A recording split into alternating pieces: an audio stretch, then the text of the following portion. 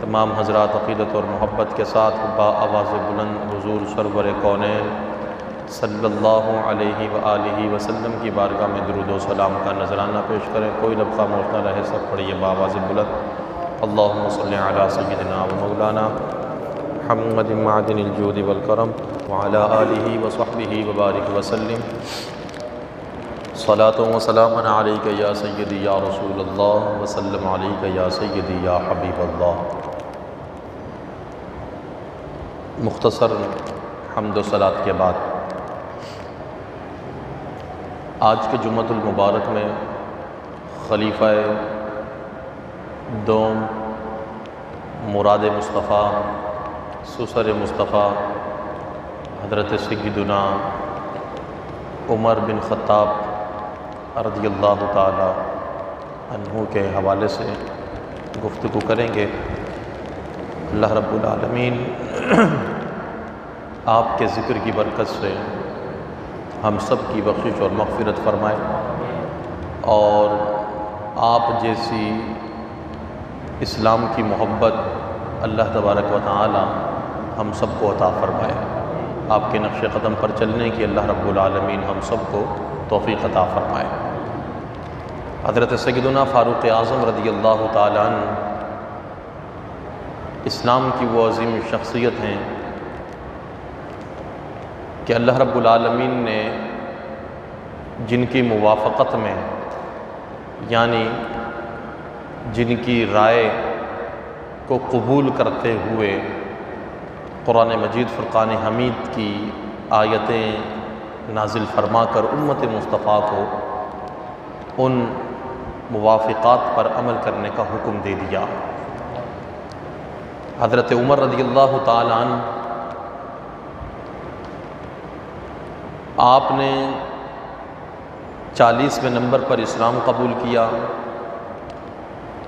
رسول اکرم صلی اللہ علیہ وسلم کی حیات ظاہری میں آپ ان کے وزیر رہے، اور رسول اللہ صلی اللہ علیہ وسلم کے پردہ فرما لیے جانے کے بعد سیدنا صدیق اکبر رضی اللہ تعالی عنہ کے پردہ فرما لیے جانے کے بعد دوسرے نمبر پر مسند خلافت پر فائز ہوئے۔ 10 سال 6 مہینے 4 دن تک آپ مسند خلافت پر فائز رہے۔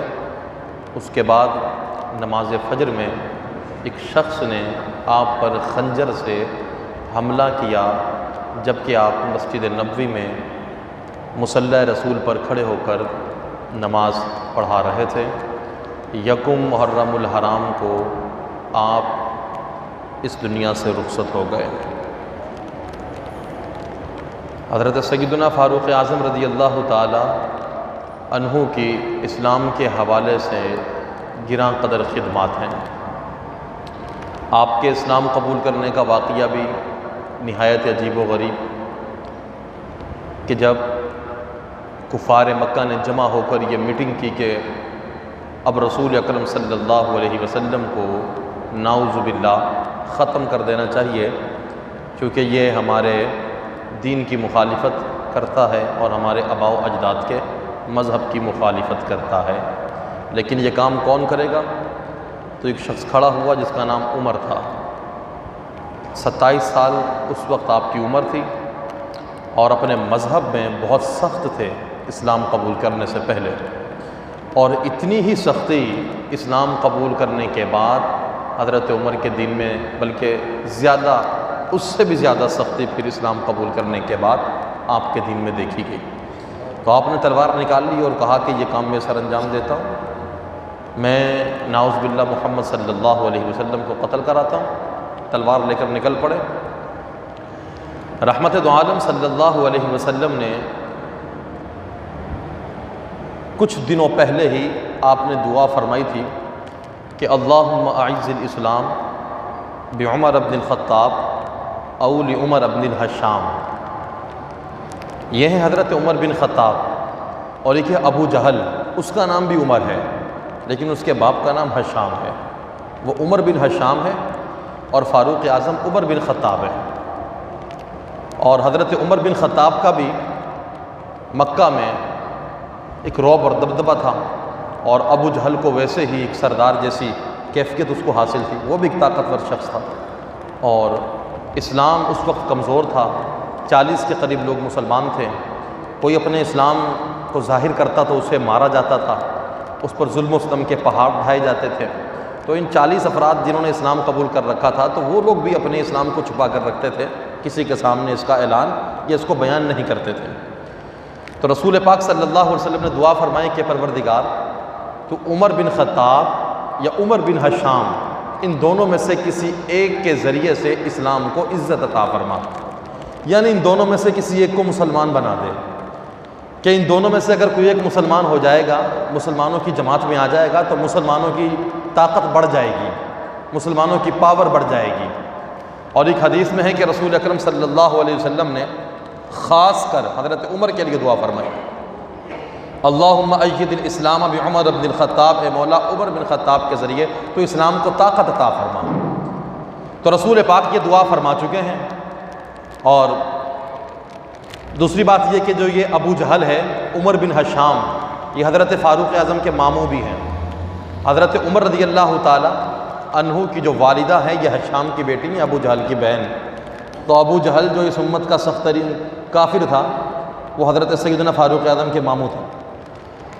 تو حضرت عمر رضی اللہ تعالی عنہ تلوار لے کر نکلے کہ میں ابھی محمد صلی اللہ علیہ وسلم کو قتل کراتا ہوں۔ تو راستے میں ایک صحابی مل گئے، انہوں نے دیکھا کہ حضرت عمر ننگی تلوار ہاتھ میں لیے یہاں سے جا رہے ہیں، تو نہ جانے کس کے پیچھے جا رہے ہیں اور کس کے قتل کا ارادہ ہے۔ حضرت عمر رضی اللہ تعالیٰ عنہ کو روکا اور کہا کہ عمر یہ ننگی تلوار لیے ہاتھ میں کدھر جا رہے ہو؟ تو حضرت عمر نے جواب دیا کہ میں محمد عربی کو قتل کرنے کے لیے جا رہا ہوں۔ تو حضرت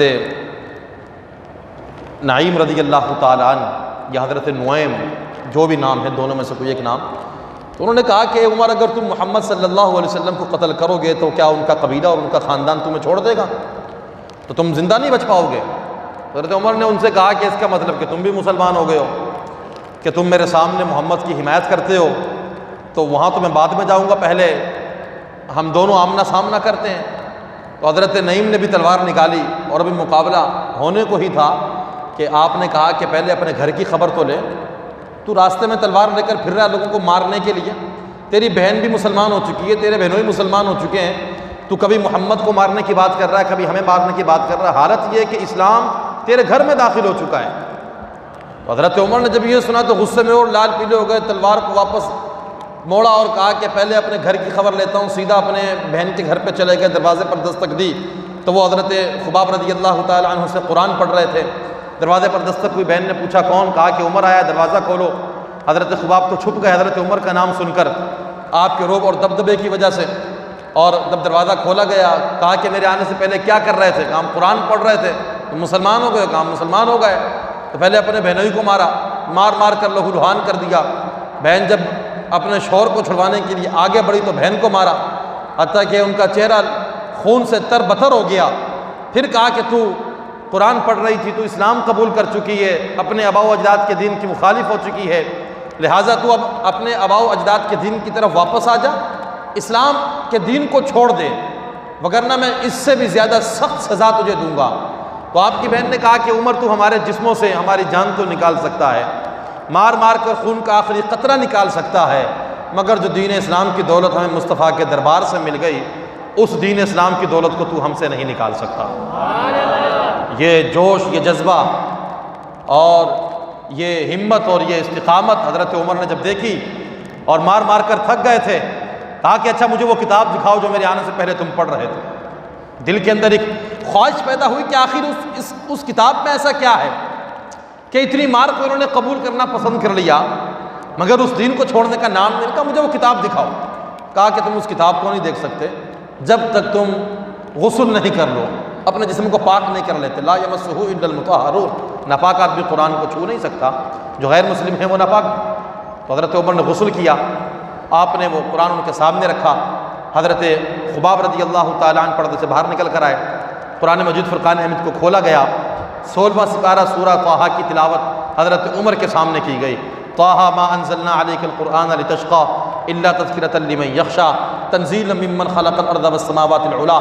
جب قرآن حضرت عمر کے سامنے پڑھا گیا تو وہ حضرت خباب قرآن پڑھتے رہے، حضرت عمر کا دل نرم ہوتا رہا، دل پر جو کفر کی ایک سیاہی تھی وہ صاف ہوتی رہی، قرآن کی تلاوت سن کر، حتیٰ کہ جب حضرت خباب انی انا اللہ لا الہ الا انا فاعبدنی واقم الصلاۃ لذکری قرآن کی اس آیت پر پہنچے تو آپ کی آنکھوں سے بے اختیار آنسو نکل پڑے اور تلوار ہاتھ سے گر گئی، اور آپ نے حضرت خباب سے اور اپنے بہنوں سے کہا کہ مجھے بھی اس نبی کے دربار میں لے چلو جہاں سے تمہیں دین اسلام کی دولت میسر آئی ہے۔ تو لے گئے حضرت عمر کو ساتھ، تلوار حضرت عمر کے ہاتھ میں ہے۔ رسول اللہ کوہ صفا پہاڑی کے قریب جہاں پر صحیح ہوتی ہے مروہ، صفا اور مروہ کے درمیان جو دو پہاڑیاں خانہ کعبہ کی، تو صفا پہاڑی کے قریب حضرت ابن ارقم کے گھر میں حضور موجود تھے، اور دروازے پر رسول اللہ کے چچا حضرت امیر حمزہ رضی اللہ تعالی عنہ جو غزوہ احد میں شہید ہوئے، وہ دروازے پر پہرا دے رہے تھے۔ حضرت عمر کو دیکھا کہ ان کے ہاتھ میں تلواریں اور یہ آ رہے ہیں حضرت ابن ارقم کے گھر کی طرف، تو حضرت امیر حمزہ نے کہا کہ اگر عمر کا ارادہ ٹھیک ہے تو اچھی بات ہے، ہم اسے خوش آمدید کہیں گے، اگر اس کا ارادہ غلط ہوا تو آج تلوار بھی عمر کی ہوگی اور سر بھی عمر کا ہوگا۔ یعنی حضرت امیر حمزہ نے کہا کہ میں حضرت عمر کو قتل کر دوں گا۔ جس طرح حضرت عمر کی بہادری کے چرچے تھے، اسی طرح حضرت امیر حمزہ کی بہادری کے چرچے تھے۔ اگر آنے کی نیت اچھی ہے تو ہم خوش آمدید کہتے ہیں، اگر ارادہ ٹھیک نہیں تو تلوار بھی عمر کی اور سر بھی عمر کا۔ لیکن اندر سے رسول پاک صلی اللہ علیہ وسلم نے جب یہ سنا تو آپ نے ارشاد فرمایا کہ چچا جان حضرت عمر کو آنے دو، وہ خود نہیں آیا، اسے تو میں نے اللہ سے دعائیں مانگ مانگ کر اپنے دربار میں بلایا۔ رسول پاک بھی دروازے پر آئے، حضرت عمر آئے، اللہ کے رسول نے حضرت عمر کے ہاتھ میں تلوار دیکھی تو کہا کہ عمر کیا اب یہ وقت نہیں آیا کہ تو اس تلوار کو پھینک دے؟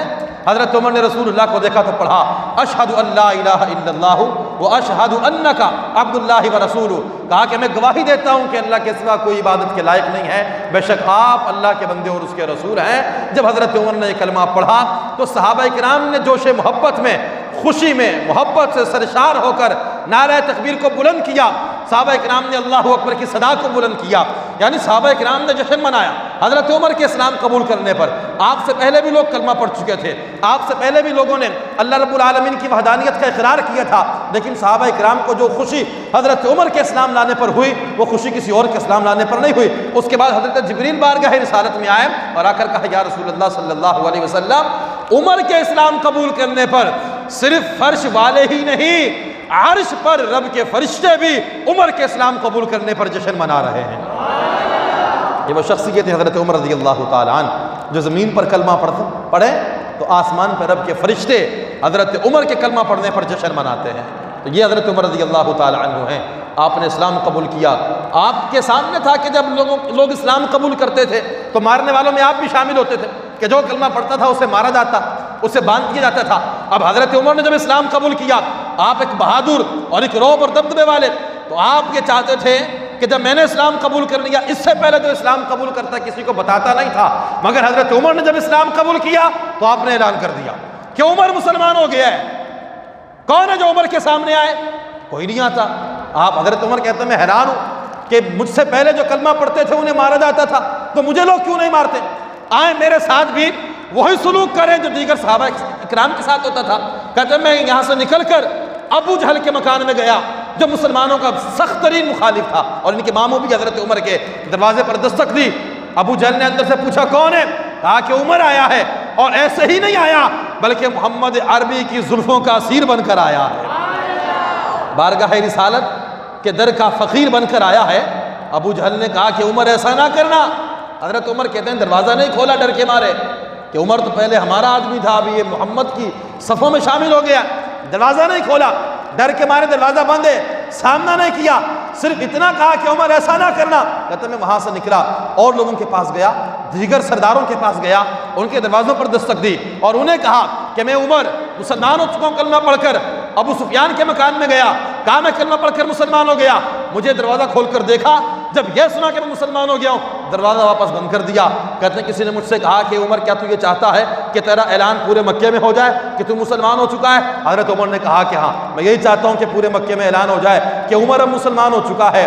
آج تک جو تلوار عمر کی محمد عربی کی مخالفت میں اٹھتی تھی، آج کے بعد عمر کی وہ تلوار محمد عربی کی حمایت میں اٹھے گی۔ میں چاہتا ہوں کہ اعلان ہو جائے، لوگ میرے سامنے آئے، مجھے مارے، میرے ساتھ وہی سلوک روا رکھے جو مجھ سے پہلے رسول اللہ کے غلاموں کے ساتھ رویہ اختیار کیا جاتا تھا۔ کہا کہ وہ فلاں لوگ بیٹھے پتھر کے پاس، ان کے پاس جا کر آپ اپنی بات بتا دیں، وہ تو ایسے لوگ ہیں اگر آپ ان سے جا کر کہیں گے کہ کوئی راز کی بات اگر ان سے جا کر کہیں اور ساتھ میں یوں بھی کہیں کہ کسی کو بتانی نہیں ہے تو پھر بھی پورے مکے میں اعلان ہو جاتا ہے آپ جا کر جب انہیں کہیں گے کہ اعلان کر دو تو پورے مکے میں اعلان ہو جائے گا۔ حضرت عمر ان کے پاس گئے اور ان کے پاس جا کر کہا کہ عمر مسلمان ہو گیا ہے۔ جب انہوں نے سنا تو انہوں نے شور مچا دیا، جگہ جگہ اعلان ہونے لگے کہ عمر مسلمان ہو گیا۔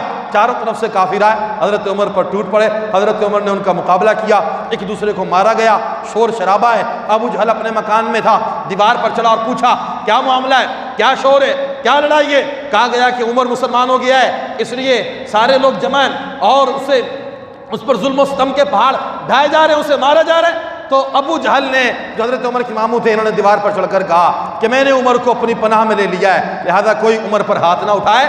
حضرت عمر بجائے اس کے کہ آپ کی جان بخشی ہو گئی کہ یہ اتنے لوگ مل کر آپ کو مار رہے ہیں، تو حضرت عمر نے ابو جہل کی پناہ کو قبول نہیں کیا۔